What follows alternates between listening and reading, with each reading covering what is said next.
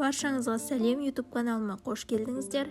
Бүгін сіздермен сатылымға өткізуге болатын булочкалар дайындайтын боламыз. Ең алдымен 200 грамм жылы сүтімізге 200 грамм жылы су құятын боламыз. Үстінен 150 грамм қант саламыз.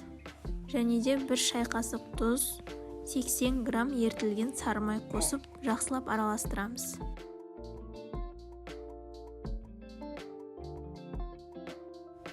Үстінен 1 ас қасық ашытқымызды салып, араластыратын боламыз.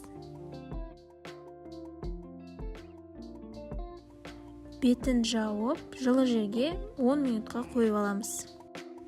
Міне біздің массамыздың бетінде осындай көбіктер пайда болады. Енді шамамен 900-950 граммдай ұн қосып, қамыр илейміз. Қамырымыз жұп-жұмсақ болу үшін ұнды аз-аздан қосып